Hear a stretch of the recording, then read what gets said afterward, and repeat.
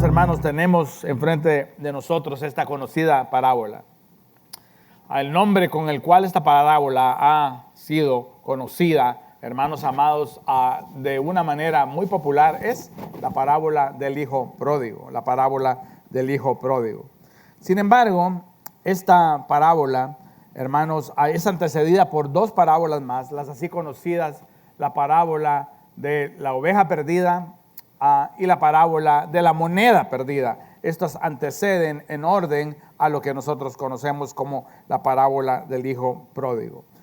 Sin embargo, si nosotros pensamos un poco, estas parábolas probablemente no tienen el nombre adecuado, porque lo único que hace la oveja en la primera parábola es perderse. Eso es lo único que hace la oveja.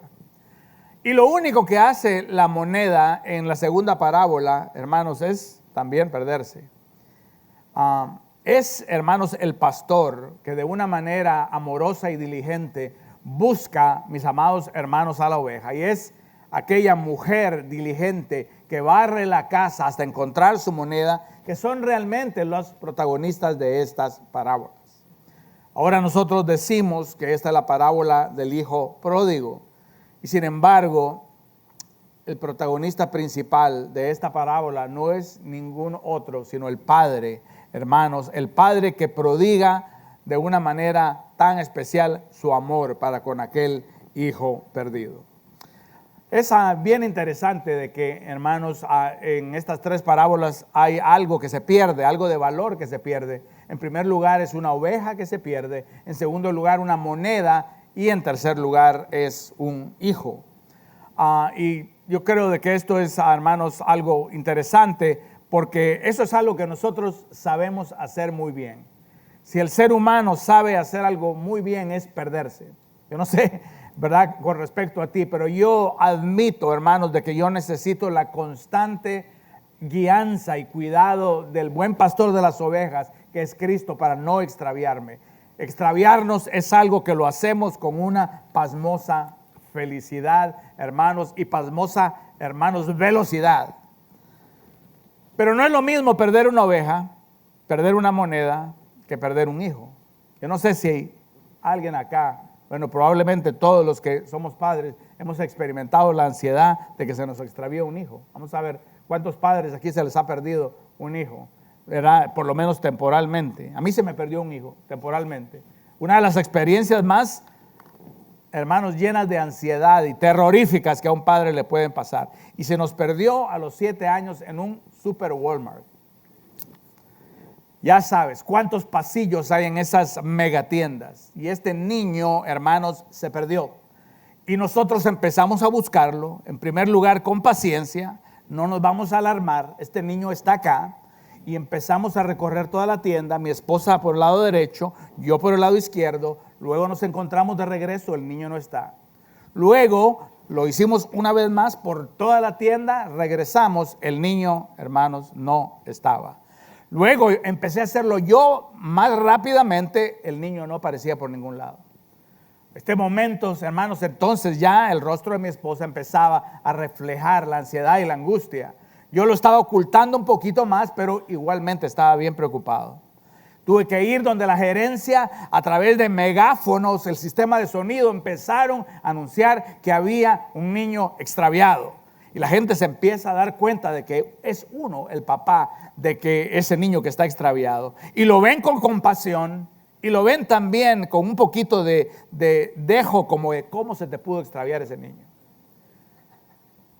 Ya cuando estábamos al borde, hermanos, de llamar a la policía, aparece el niño caminando olímpicamente por el pasillo principal de Walmart. Frescamente. Todo el tiempo había estado en un pasillo semi escondido en donde él estaba procediendo a contemplar el último video game que había salido. Déjame decirte que yo me recuerdo de eso. Y yo no sé si estaba más furioso de que él había perdido, o estaba más contento de que había aparecido. Pero, hermanos, es algo serio perder a un hijo. Nosotros como hijos de Dios también, hermanos, erramos. Nosotros como hijos de Dios también nos extraviamos. nos alejamos de la dulce comunión con nuestro Padre Celestial. Y debemos de preguntarnos, hermanos, ¿cuál es el corazón de nuestro Padre Celestial cuando nosotros, sus hijos, nos extraviamos? Ahora esta preciosa parábola contesta esta pregunta, a la vez que nos revela las dos maneras más frecuentes en las cuales nosotros, los hijos de Dios, nos extraviamos. Revela las dos maneras en las cuales, hermanos, esa relación con nuestro amante Padre Celestial empieza a deteriorarse. Ahora esta parábola tiene tres personajes: el hijo menor, que es un hijo mundano; el hijo mayor, que es un hijo justo según su propia opinión; y luego tenemos al verdadero protagonista de la parábola, que es un padre, hermanos, amante, bondadoso y pródigo. En realidad el pródigo de la parábola no es el hijo, es el padre. Por eso hemos titulado este mensaje El Padre Pródigo. Esta parábola no es acerca de un hijo perdido, sino acerca de dos hijos perdidos. Pero en primer lugar vamos a voltear nuestra atención hacia este hijo mundano. Hermanos, voltear nuestra atención al hijo mundano. Vemos que encontramos a un hijo que es irrespetuoso, un hijo que es irreverente hacia su padre, un hijo que está interesado en experimentar y en vivir todo lo que el mundo le tiene que ofrecer. Este hijo está en proceso de encontrarse a sí mismo y se rebela en contra de su padre. Este hijo es un amador de este mundo, hermanos, y pierde esa armonía con su padre. Este hijo es alguien que nosotros carnalmente lo que nos da ganas es ¿de qué? De pegarle. Pero este hijo, hermanos, es una advertencia de parte de Dios para que nosotros hagamos inventario de las tendencias mundanas de nuestro propio corazón. ¿Qué es la mundanalidad? La mundanalidad es elevar las cosas creadas por arriba del Creador. Esto puede ser el atesorar y dar un valor más alto a las casas, al dinero, a las personas, a los títulos, a la comida, a la bebida, al entretenimiento, a las relaciones, que a Dios mismo. Y ya el Señor lo había advertido en otro lugar. Primera de Juan 2:15 nos dice lo siguiente: no améis al mundo ni las cosas que están en el mundo. Si alguien ama al mundo, el amor del Padre no está en él. Así que vemos a este hijo ingrato, a este hijo que viene y toma la herencia del Padre y la desperdicia viviendo perdidamente. Pero lo interesante es que lo primero que este hijo pierde no es su moralidad. Esto es bien fácil de detectarlo porque nosotros vemos de que él va y toma ese dinero para vivir perdidamente. Pero lo primero que este hijo pierde es su relación con su padre. La primera pérdida no es moral, sino relacional. Vemos en el verso 12 que la palabra del Señor nos dice que el menor de ellos le dijo al padre: Padre, dame la parte de la herencia que me corresponde. Y él le repartió sus bienes. Así que entendemos de que este hijo se empezó a perder cuando sus afectos por el padre empezaron a disminuir. El pedirle la herencia, aun cuando el padre aún estaba vivo, era una señal de insolencia y falta de amor. Él no tenía derecho a esa herencia todavía, mucho menos siendo el hijo menor y no el heredero principal. Este era un acto de sublevación, de irreverencia y, hermanos, de insolencia. Él estaba demostrando su profundo desprecio para con el padre, hermanos, en aquella cultura y sociedad.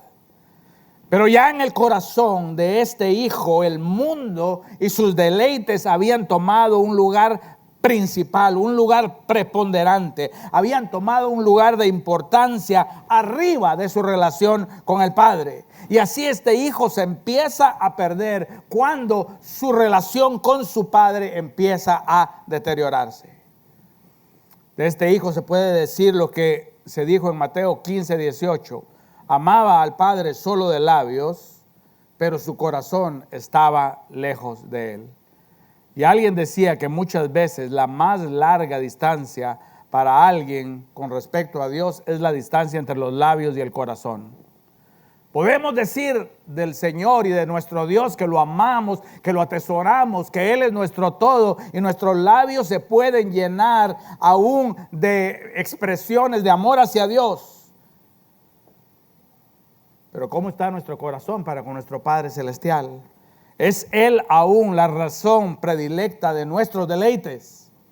En el caso, hermanos, del hijo menor, su corazón mundano se había ido atrás de aquellas cosas que el hombre, hermanos, ofrece o de que el mundo ofrece.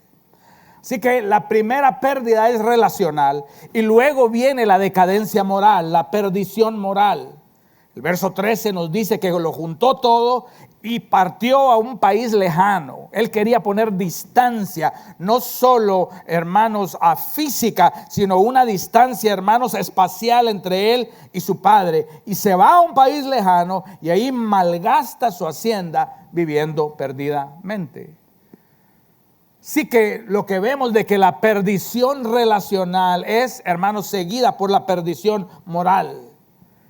¿Qué es lo que sucede, hermanos? Que cuando lo gastó todo, vino una gran hambre a aquel país y empezó a pasar necesidad.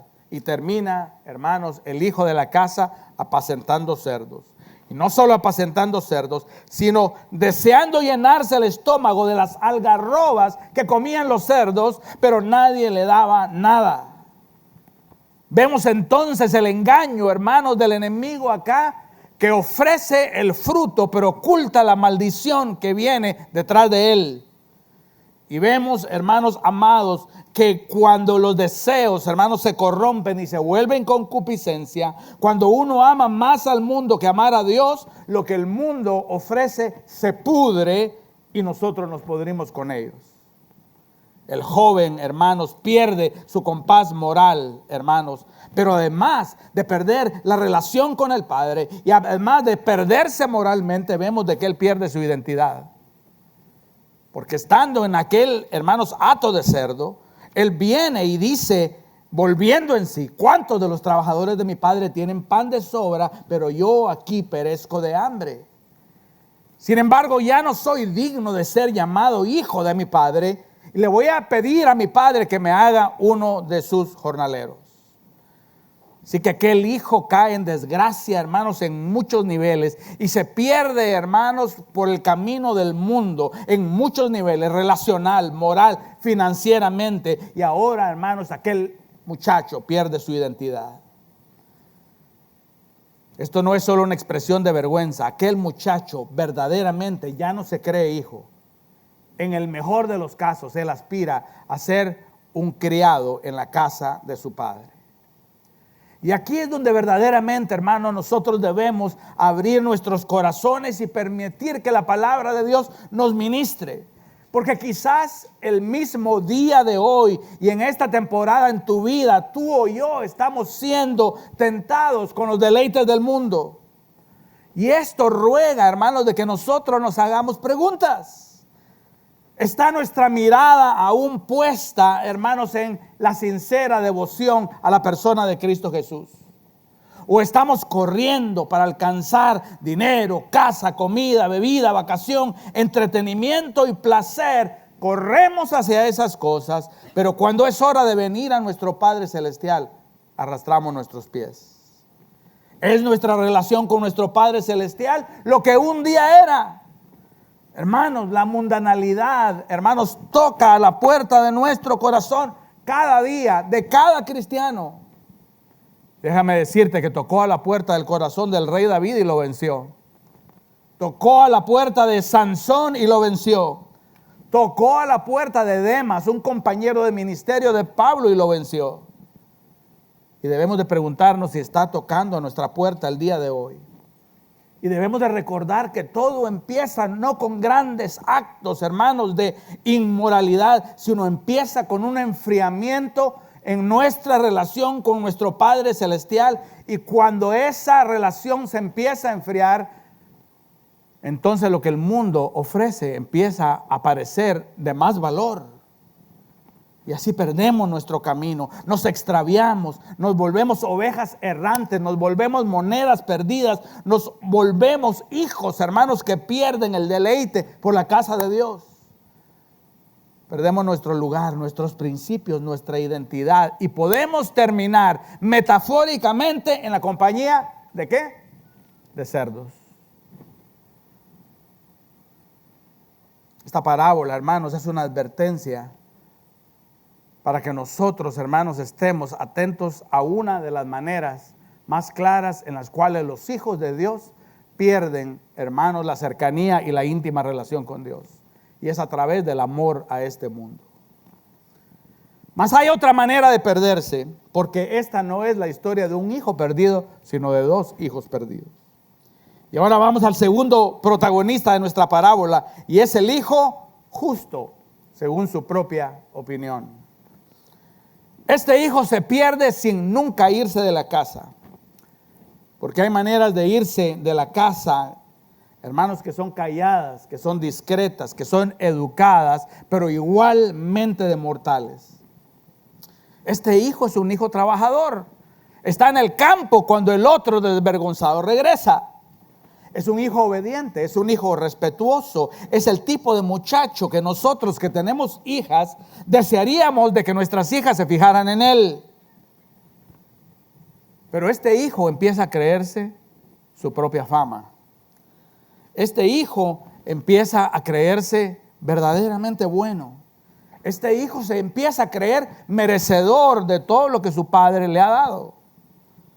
Este hijo valora lo que su padre le ha dado, pero en secreto piensa de que él debería recibir mucho más. Pero no lo dice. Por dentro empieza a nacer un volcán de resentimiento y de cuestionamiento en contra de su padre. Este hijo se pierde también, aunque siempre está en la casa. Este es el hijo justo, según su propia opinión. En todos mis años de pastorados, que ya son algunos, uno, hermanos, entiende de que el Señor ha venido a salvar lo que está perdido. Y uno recibe a personas que están, hermanos, en cualquier tipo de pecado y alejados de Dios. Y uno contempla cómo el pecado ha venido y ha hecho estragos de vicio, de drogas, de fornicación, de adulterio. Y hermanos, el Señor, hermanos, nos llama a todos a ser compasivos, porque un día, hermanos, nosotros estábamos en esa condición. Sin embargo, déjame contarte de uno de los peores casos, que hasta el día de hoy, hermanos, el acordarme de ese caso manda escalofrío, hermanos, hasta el último poro de mi cuerpo. Esta fue de una persona que fue invitada por una hermana de la iglesia, y ella se sentó con esta hermana. Y cuando estábamos cantando, esta persona estaba cantando con nosotros. Y a la hora de que me tocó predicar, yo pude notar de que esta persona estaba secándose las lágrimas. Yo pensé y dije, esta persona está siendo ministrada por la palabra. Luego me acerqué a esta persona al final del servicio para ver si podía brindar una palabra de consuelo o de edificación. Y nomás yo me acerqué a ella, aquella persona se puso a llorar de una manera muy apasionada. Y luego ella me dijo, pastor, yo solo necesito una respuesta. Y la respuesta que yo necesito de Dios es la siguiente: ¿por qué me pasan las cosas que me pasan si yo soy una persona buena? Oh, mis amados hermanos, este es el lenguaje de la justicia propia. Este es el lenguaje de alguien que está perdido pero no se da cuenta. Este es el lenguaje de alguien, hermanos, que se cree justo en su propia opinión. Y esta es, hermanos, una de las maneras en las cuales los hijos de Dios se pierden, la justicia propia. Ahora, ¿qué es la justicia propia? Es elevar la criatura, uno mismo, por arriba del Creador y creernos poseedores de una justicia y una rectitud moral y espiritual que en realidad no tenemos. Así como la mundanalidad y la valoración de las cosas creadas sobre la persona de Dios. La justicia propia es la valoración de la criatura, el yo, sobre la persona de Dios. El hijo mayor se pierde de esa perniciosa manera, sentado en la casa del padre. Y lo primero que este muchacho pierde es su relación con su padre, porque en su corazón hay resentimiento. En su corazón hay falta de satisfacción en la relación que tiene con su padre. No lo ha confesado, hermanos, pero hay resentimiento en su corazón.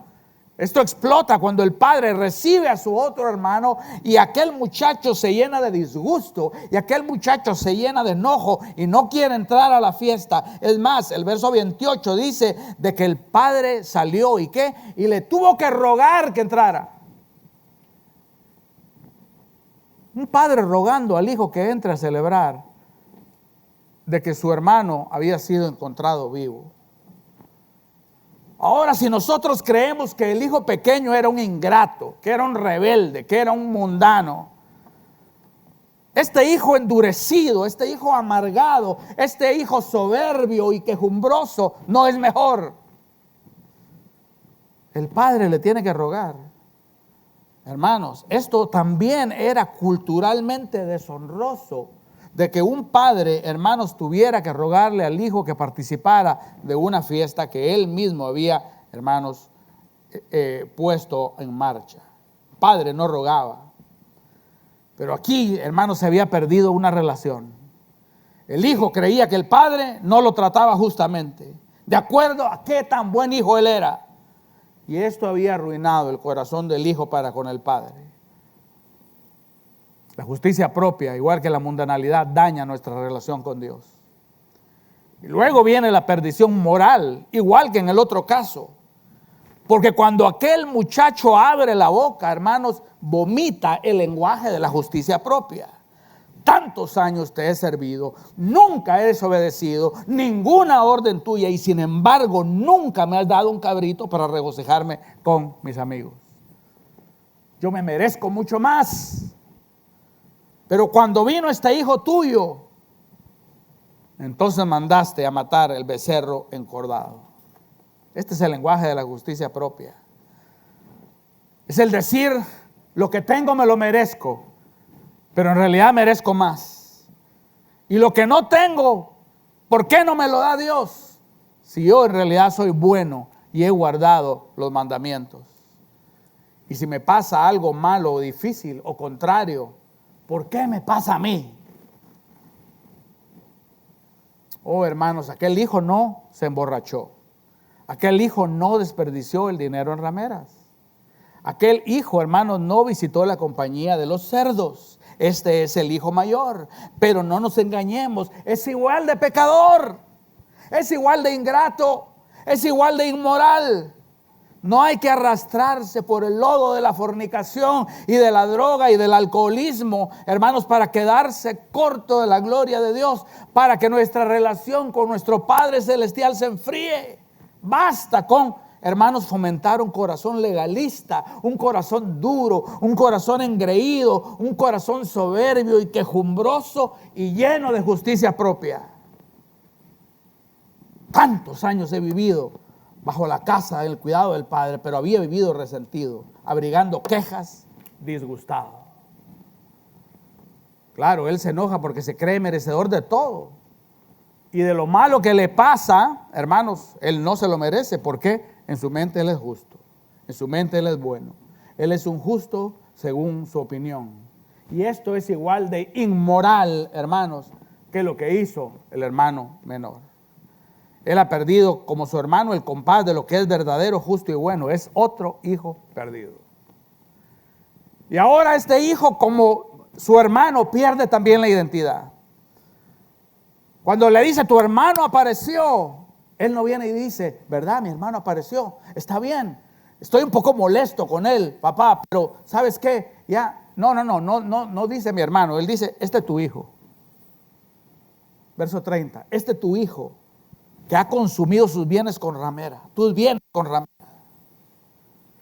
En el verso 31 Padre, hermanos, le recuerda la identidad a aquel muchacho que la había perdido. Porque cuando perdemos la relación con nuestro Padre Celestial, hermanos, nuestra moralidad también es afectada y nuestra identidad es afectada. Y Él le recuerda: hijo mío, tú siempre has estado conmigo, todo lo mío es tuyo. Todo esto es tuyo. ¿En qué momento perdiste tu identidad?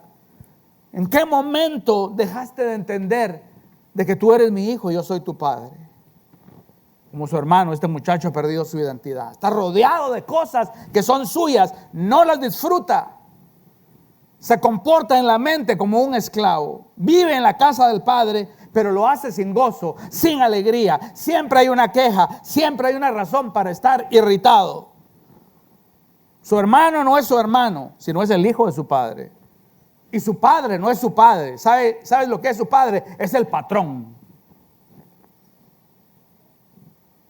Oh, hermanos, dejemos que el Espíritu Santo alumbre los rincones oscuros de nuestra religiosidad. Porque muchas veces, si nosotros no luchamos contra la mundanalidad, luchamos contra el virus de la justicia propia. Nos sentimos buenos, merecedores de bendiciones. Nunca he pecado como pecó el hermano por allá. Y nos olvidamos de que en esta relación con Dios estamos, hermanos, no en una relación transaccional, de que Dios me da. ¿Por qué? Porque yo soy, ¿verdad? Es como que Dios se sacó la lotería conmigo. No, mis amados hermanos, no es una relación transaccional, es una relación filial. Todo lo que nosotros tenemos no es porque nos lo merecemos. Todo lo que tenemos, lo tenemos es porque Dios es nuestro Padre. No somos asalariados, sino hijos. Pero el que está lleno de justicia propia pierde la identidad, aún estando en casa. Y nosotros necesitamos renunciar a la justicia propia y decirle a nuestro Padre Celestial: Señor, yo soy un pecador necesitado de tu perdón. O vamos a ser hijos amargados, criticones, jueces de los demás. Debemos darle muerte a la justicia propia, porque nos aleja del Salvador y nos aleja del médico de almas que es Cristo. Crea una distancia relacional, moral y de identidad. ¿Sabes por qué? Porque Él ha venido a salvar y a rescatar a lo perdido. Y Él ha venido a curar, ¿a qué? A lo enfermo. Y cuando nosotros estamos delante de Dios, creyéndonos justos, eso crea una distancia para con nuestro Redentor. Así que renunciemos a ser el hermano mayor, porque la justicia propia es una mentira. Pero ¿cómo reacciona el padre? ¿Cómo hubieras reaccionado tú si le das la herencia a tu hijo pequeño y regresa a los 6 meses y viene por ese camino? Ya, y tú sabes que los rumores son de que andaba de parranda, de que andaba viviendo perdidamente. Yo sé que yo tendría un par de preguntas. Quizás la primera sería: ¿te gastaste todo el dinero? Quizás otra pregunta sería: ¿y dónde están tus amigos? Porque me cuentan que eras bien popular por allá. Quizás alguna observación sería: te dije que esto iba a suceder. Pero observemos la reacción del padre pródigo. Pródigo significa generoso, desprendido, dadivoso, espléndido, derrochador. Este padre tiene 2 hijos que se han rebelado, uno mundano, un justo según su propia opinión. La relación está rota con ambos. Ambos se han extraviado, pero este padre es un padre que es pródigo en su paciencia. Es pródigo en su perdón, es pródigo en su provisión, es pródigo en el placer que Él deposita en sus hijos. Él le reparte sus bienes a sus hijos y, hermanos, Él viene, hermanos, cuando otro hijo regresa, dice: cuando estaba bastante lejos, su padre lo vio, sintió compasión por él, corrió, se echó sobre su cuello y lo besó. Hermanos, es un padre hermanos, que es pródigo y que derrama, hermanos, de su gracia, no en cuentagotas como lo hacemos nosotros, sino como un río de abundancia. Así que ve en las páginas de esta parábola un padre paciente entregando la herencia a hijos rebeldes. Nota cómo esa paciencia es perfecta, porque el hijo no puede vivir en la casa del padre bajo sus condiciones, se tiene que ir. Este padre es un padre justo, es un padre santo, pero es un padre paciente. No retiene a su hijo, hermanos, que es una oveja errante, lo deja ir. Ciertamente lo deja ir con dolor, pero es un padre que es pródigo en su paciencia. Cuando su hijo regresa, él lo está esperando sin hacerle preguntas. ¿Y cómo lo recibe? Dice, hermanos, de que lo recibe corriendo hacia él. ¿Cómo lo reconoció cuando este hijo venía de regreso? Yo sé, hermanos, cuando mi hijo está de lejos, le conozco hasta la manera de caminar, como dicen, ¿verdad? Este padre reconoció a su hijo. Y este padre rompió los protocolos sociales. Este padre no se queda con las manos cruzadas diciendo, a ver, ¿con qué excusa me sale? A ver, ¿cuál es la actitud con la que viene? A ver si viene arrepentido. Vamos a ver si el arrepentimiento es genuino. ¿Qué es lo que hace este padre, hermano? ¿Qué es lo que hace este padre de acuerdo a tu Biblia? Lo que este padre hace, dice que cuando todavía el hijo estaba de lejos, su padre lo vio, sintió compasión por él y corrió hacia él y se echó sobre su cuello y lo besó. Oh, mis amados hermanos, yo me estaba gozando cuando nosotros estábamos leyendo la palabra y cuando nosotros estábamos cantando. Cuando Gerson leyó el Salmo 99, cuando habla de que Jehová reina, estremezcase toda la tierra. ¿Por qué? Porque el Señor nuestro Dios es santo. Y lo dice 3 veces. Luego cuando nuestro hermano leyó el otro salmo, cuando habla, hermanos, de que Dios es excelso y que su palabra, hermanos, es preciosa. Ahora el Salmo 113 habla de este mismo Dios. Habla de este Dios, hermanos, que los ángeles del cielo lo adoran de noche y de día, exclamando de que santo, santo, santo es su nombre. Pero el Salmo 113 también nos dice de que Él se humilla a mirar desde el cielo a la tierra y que Él levanta al pobre del polvo. Ese es el Dios que tenemos. Y no le quita su santidad y no le quita su majestad. Él corre cuando sus hijos regresan, hermanos, a confesar sus faltas y, hermanos, se acercan en arrepentimiento y Él corre. Él siente compasión por ellos. Él se echa sobre su cuello y los besa. Porque Él es pródigo en paciencia, Él es pródigo en perdón, Él es pródigo en su provisión. El padre le dice a sus siervos, no le dice a los siervos, este está hecho un asco, métanlo por la puerta de la cocina y que nadie se entere de que este es mi hijo. No, eso no es lo que él dice. El padre le dice a sus siervos, pronto, traed la mejor ropa y vestidle. ¿Por qué? Para ocultar la vergüenza del muchacho. Poned un anillo en su mano y sandalias en los pies, porque este es mi hijo. Traed el becerro engordado, matadlo, comamos y regocijémonos. Este es un padre que es pródigo en su provisión. Es un padre que es pródigo en su placer. Hermanos, hay música, hay danza, hay fiesta, hay, hermanos, un becerro engordado en el menú. Porque ese es el tipo de padre que nosotros tenemos. Este es el padre pródigo de la parábola del hijo pródigo. Este septiembre que acaba de pasar, cumplí años. No les voy a decir cuántos porque ya me empezó a dar un poquito de vergüenza. me cortaron mi pastel favorito y llegó mi hijo. Y me dio un regalo y en el regalo había una tarjetita y en la tarjetita decía, esto es para ti, papá, tú eres la más grande inspiración para el hombre que yo trato de ser. Algo así. Me conmovió mucho. Y me recuerdo muy bien cuál fue el regalo, pero la tarjetita sí me recuerdo.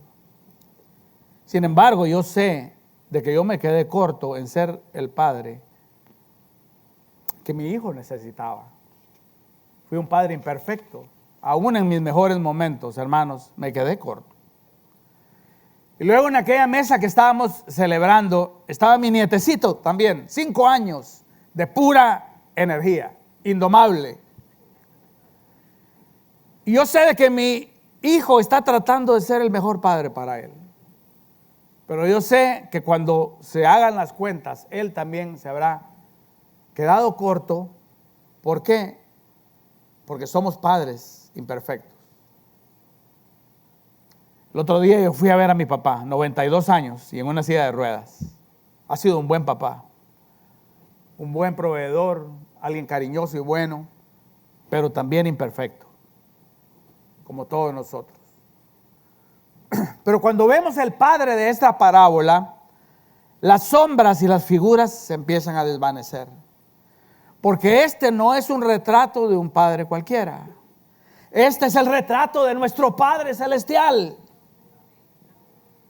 Ahora quizás tu padre fue bueno, o quizás dejó mucho que desear. Quizás estuvo presente todo el tiempo, o quizás estuvo ausente. Quizás fue solo una firma en un acta de nacimiento, o quizás fue el ejemplo más grande de tu vida. Sea como sea, los padres terrenales nos quedamos bien cortos del padre pródigo de Lucas 15. ¿Por qué? Porque este es un padre cuyo amor nos persigue hasta que estamos de regreso en casa. Este es un padre que en nuestra rebeldía nos espera con paciencia. Este es un padre, hermanos, que cuando venimos balbuceando arrepentimiento es amplio para perdonar. Y este es un padre que nos recibe, hermanos, no como jornaleros, no como ciudadanos de segunda clase, sino que provee en la persona de Jesucristo el ropaje de la justificación para cubrir nuestras vergüenzas. Y este es un padre, hermanos, como lo anuncia el profeta Sofonías, que dice que se regocija y canta sobre nosotros. ¿Tú te imaginas eso, hermanos? Que Dios cante sobre nosotros. ¿Y por qué canta sobre nosotros? Por una razón, porque somos sus hijos. Este es nuestro Padre Celestial. Un Padre que llama a sus hijos perdidos por la mundanalidad. Un Padre que llama a los hijos perdidos por la justicia propia. Y un Padre que tiene los brazos abiertos. A este Jesús dijo, cuando le oren a Él, órenle así: Padre nuestro, que estás en los cielos, porque Él es nuestro Padre Celestial. ¿Tú conoces a ese Padre, hermano? Estás familiarizado, estás cercano, tu corazón se enternece cuando oyes hablar de este Padre. Este es un Padre justo y santo y compasivo y amoroso que se deleita y quiere tener una relación contigo. Ese es el Padre a quien tú le oras. Muchas veces a ese Padre se le representa como un ogro celestial. Alguien que es un germófobo, que le tiene miedo al germen del pecado. Y cuando nosotros venimos con nuestro pecado, es un Dios que se tiene que alejar y hacer a un lado porque ¡qué asco! Pero ese no es el Padre que yo veo en Lucas 15. Es un Padre que no tiene miedo a ensuciarse, porque no puede ensuciarse, porque es 3 veces santo. Y cuando sus hijos vienen con lágrimas en los ojos a reconocer su pecado, Él viene y los abraza. Este Padre no es un bisabuelito celestial que permite que todo suceda en su casa, no. Porque el hijo no pudo hacer en su casa lo que quería y se tuvo que ir. Y el otro hijo no podía entrar a la fiesta hasta que se arreglara con el padre. Ninguna de las dos cosas. Nuestro Padre es justo, perfecto y santo, y pródigo en su perdón, en su santidad, y pródigo, hermanos, en su provisión. ¿Cuántos dicen amén a esto? Y ese Dios que es 3 veces santo, cuando nos ve venir a nosotros, ovejas perniquebradas, con una oreja mordida por un lobo allá afuera, ¿qué es lo que hace? Ese Padre corre hacia nosotros. Clemente y justo es el Señor, sí, paciente es nuestro Dios. Salmo 116:5. Salmo 145:8. Clemente y compasivo es el Señor, lento para la ira y grande en misericordia. Y esta parábola, hermanos, termina con el padre persuadiendo a su hijo mayor, convenciendo su corazón de dejar a un lado la justicia propia y abrazar el hecho de que su padre lo ama por el simple hecho de que es su hijo. Pero aunque la parábola concluye, yo sí quiero concluir con 4 rápidas reflexiones pastorales. Esta es la primera. Mi amado hermano, el amor al mundo y la justicia propia, ilustrada por estos 2 hijos, el amor al mundo y la justicia propia son terriblemente dañinos para nuestra relación con Dios. Son terriblemente dañinos.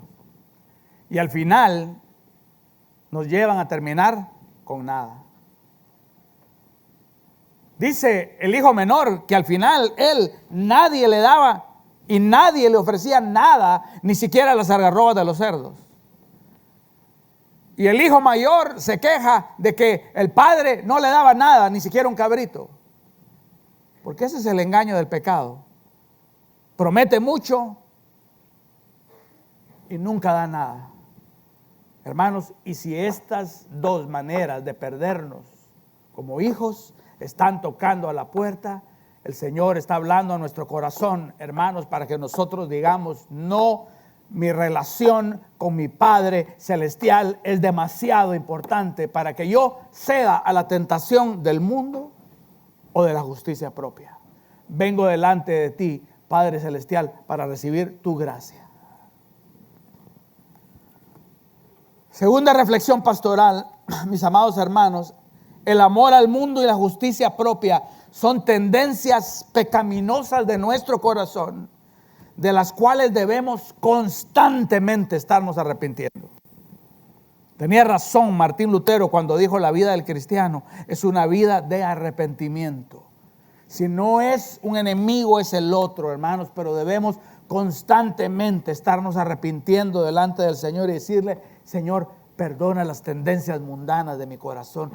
Señor, perdona las tendencias de justicia propia de mi corazón. Esto lo entendió Pablo. Poderoso versículo en Filipenses 3:8.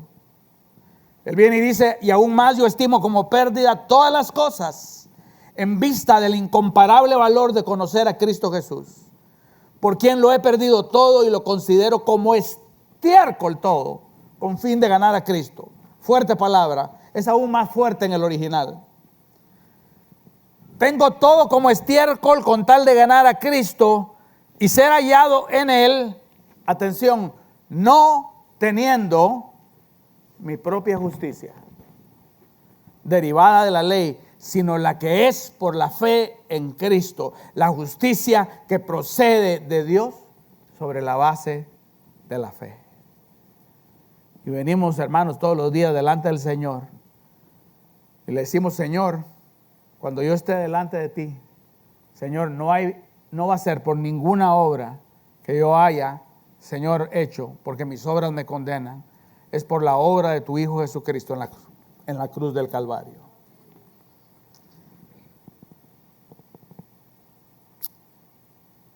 Penúltima reflexión: al traer delante de nuestro Padre Celestial nuestro pecado, ¿qué le podemos ofrecer a nuestro Padre Celestial para que nos perdone? ¿Qué le podemos ofrecer? Señor, mira, te prometo, te juro, Señor, ahora sí, tráigame una Biblia para poner la mano sobre la Biblia. Que ahora sí voy a hacer un voto para que el Señor me perdone. ¿Qué pasó cuando el hijo trató de negociar con el padre su amor? Le dijo, Señor, Padre, ya no soy digno. Hazme como uno de tus jornaleros. Hermanos, el padre ni le responde al hijo. Porque el hijo no puede comprar el perdón, hermanos, de un padre que ya lo ha perdonado. El hijo no puede comprar el amor de un padre que ya lo ama. Así que cuando nosotros venimos delante de Dios, mis amados hermanos, no hay transacción alguna que valga, sino esta, la efectuada por Cristo en la cruz del Calvario. Esa es la única que vale. La única transacción que venimos y traemos delante del Padre es aquella que nos hace aceptos delante de Él, la muerte de su Hijo en la cruz. El libro de Hebreos dice, la sangre de los machos, cabríos y de los toros no puede quitar el pecado. Por lo tanto, Jesús viene y dice, Señor, ya que sacrificio y ofrenda no has querido, prepárame un cuerpo a mí. Así que holocaustos y sacrificios no te han complacido, vengo yo, Señor, a hacer tu voluntad, como en el rollo está escrito de mí. Por esta voluntad hemos sido santificados mediante la ofrenda del cuerpo de Jesucristo, ofrecida de una sola vez y para siempre. Eso es lo único que traemos delante del Señor. Nuestro pecado y nuestra fe y arrepentimiento, que la sangre de Jesucristo, su Hijo, nos limpia de todos ellos. Concluyo con esto, mis amados hermanos. El tener un entendimiento de quién es nuestro Padre Celestial. Un entendimiento correcto de quién es nuestro Padre Celestial. En toda su santidad. En toda, hermanos, su amor tan pródigo. En toda su gracia, en todo su perdón. El tener un entendimiento de quién es nuestro Padre Celestial. Eso es lo que nos va a impulsar a una vida de adoración y servicio verdadero. Si no conocemos quién es nuestro Padre Celestial, vamos a servirlo como se sirve a un patrón, esperando al final de la semana que nos dé algo, cuando no somos siervos, somos hijos. Si no entendemos, hermanos, que este Padre, hermanos, es un Padre pródigo en todo lo que Él da, entonces cuando lo sirvamos, lo vamos a servir por interés propio, lo vamos a servir con murmuración, lo vamos a servir esperando de que el ojo humano nos esté viendo servir, lo vamos a servir con desgano o con disgusto, porque en esta iglesia, al fin y al cabo, nadie viene y me da gracias por todo lo que hago.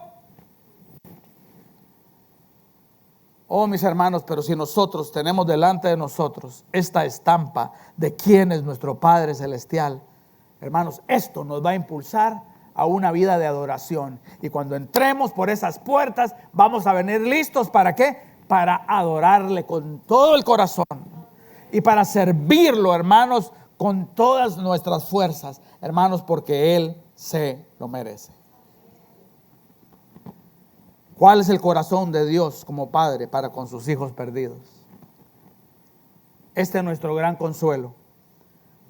Que en medio de la aflicción de nuestros pecados y de nuestras iniquidades, nosotros tenemos un Padre celestial que en Cristo ha proveído una ofrenda que satisface, hermanos, el precio de nuestros pecados. Un Padre celestial cuyo corazón es paciente con nosotros, es perdonador para con nosotros y se complace en llamarnos sus hijos. Cerremos nuestros ojos en esta hora. Y si tú estás igual de agradecido que yo te voy a invitar a que levantes tus manos al cielo. Es más, yo te invito a que te pongas de pie en esta hora.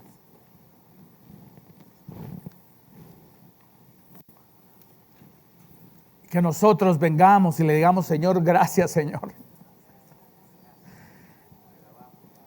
¿Por qué le vas a dar gracias? ¿Por qué le voy a dar gracias?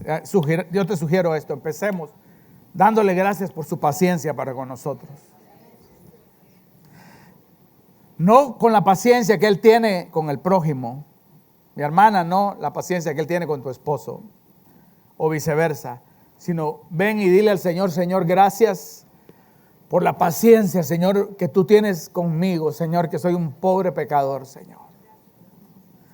Gracias por tu compasión, Señor. Gracias, Señor, porque no me extermina, Señor, hasta que no quede ni polvo de mí. Gracias, Señor, porque si no hubiera sido, Señor, por tu bondad, yo ya hubiera sido consumido. Damos gracias ahora, Señor, por tu perdón. Gracias, Señor, porque no llenaste, Señor, nuestro arrepentimiento con preguntas que no hubiéramos podido contestar, sino lo que vemos, Señor, es tus manos extendidas. Queremos darte gracias, Señor, por el perdón de nuestros pecados, el cual es nuestro a través de Cristo Jesús. Oh, mi amado hermano, quizás tú estás aún el día de hoy atormentado porque crees de que hay algún pecado que el Señor no ha perdonado. Quizás estás bajo ataque del mismo Satanás, que es el acusador, que periódicamente trae de regreso a ti la memoria de tus pecados y te lo señala. Oh, mis amados hermanos, pero no tenemos un Padre que es amplio para perdonar. No tenemos un sacrificio que es bueno y suficiente. No tenemos una sangre que ha sido derramada, hermanos, y que cubre, hermanos, toda la maldad. ¿Habrá algún pecado que la sangre de Cristo no pueda cubrir? Yo te sugiero que le digamos al Señor: gracias, Señor, porque corriste, Señor, hacia mí, porque no me tufiste, Señor, asco, sino que me abrazaste, me besaste, me pusiste túnica, me pusiste anillos, Señor, me limpiaste, Señor, y tiraste fiesta sobre mí. Él callará de amor y dice que se regocijará sobre nosotros con cantos. El Padre canta, hijos. El Padre canta sobre ti porque te ama. El mismo Padre que es santo canta sobre ti. Queremos, Padre Santo, Señor, elevar, Padre Santo, Señor, una última oración de arrepentimiento por nuestra mundanalidad, por las veces, Señor, que el mundo, Señor, nos parece más atractivo que una relación contigo, Señor. Perdónanos, Señor, perdona la ignorancia, perdona la torpeza de nuestros corazones. Tú eres más precioso, Señor. Tú eres más grande, Señor. Tú eres, Señor, más necesario. Señor, y estamos acá, Señor, para concluir. Para decir, Señor, como el apóstol Pablo: cualquier cosa, Señor, que aparezca meritoria en nosotros, Señor, nosotros estamos aquí para declararla como estiércol, Señor. Como estiércol, porque, Señor, no queremos presentarnos, Señor, con una justicia propia. No somos buenos, Señor. No somos merecedores de bendiciones. No somos, Padre Santo, Señor, Dios mío, justos. Somos, Señor, pecadores necesitados desesperadamente de tu gracia y de tu perdón, Señor. Recibe nuestras lágrimas, Señor, y hagamos fiesta, Señor, contigo, Señor. Ya que tú lanzas la fiesta, nosotros nos gozaremos. Allá en los cielos, Señor, la fiesta no tendrá final. Pero aquí, Señor, podemos empezar cantando. Te bendecimos, te amamos, y en el nombre de Jesús, Señor, te oramos. Amén, Señor.